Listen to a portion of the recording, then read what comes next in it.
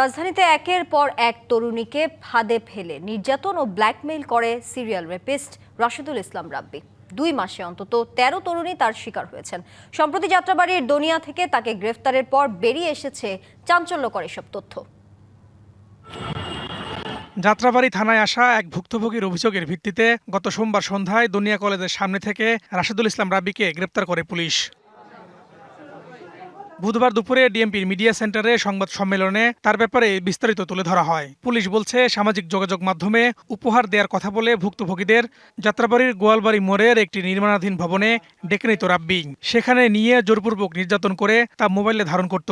পরে সেই ভিডিও ছড়িয়ে দেওয়ার হুমকি দিয়ে পুনরায় শারীরিক সম্পর্ক স্থাপনে বাধ্য এবং অর্থ আদায় করা হতো। মেয়েদের নিয়ে গিয়ে ওইখানে ব্ল্যাকমেইল করে, মোবাইল কেড়ে নেয় এবং এই মোবাইল কাটার ফলে মোবাইল বিক্রি করার আগে তার সোশ্যাল মিডিয়ার অ্যাকাউন্টের যতগুলো আছে অ্যাকাউন্ট সে নিজের করে নেয়। তারপরে আবার ওইখান থেকে আরেক মেয়ের সাথে শুরু করে ব্ল্যাকমেইল আছে, পর্নোগ্রাফি আছে, আবার ইউজ করতেছে এগুলোকে যে হ্যাঁ তুমি আরও কিছু টাকা পাঠাও, আমি তাহলে তোমার ভিডিওটা ডিলিট করে দিব।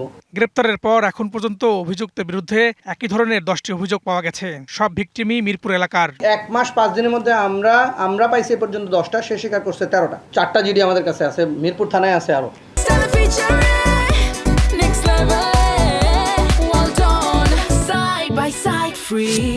তো সবগুলাই আসে অভিযোগ। এবং এখানে একটা ইন্টারেস্টিং, আমরা তো মোবাইলে যখন দেখি যোগাযোগ কার সাথে হয়েছে, যখনই যোগাযোগ করতে যাই তখন যার সাথে যোগাযোগ হয় সেই বলে আমি ভিকটিম। রাব্বি যে নারীকে বিয়ে করেছে তাকেও একই কায়দায় ট্র্যাপে ফেলে বিয়ে করেন। গেল 2 মাসেই এ ধরনের 13টি ঘটনা ঘটিয়েছেন তিনি। সব ভিকটিমের বয়স 18 থেকে 20 বছরের মধ্যে।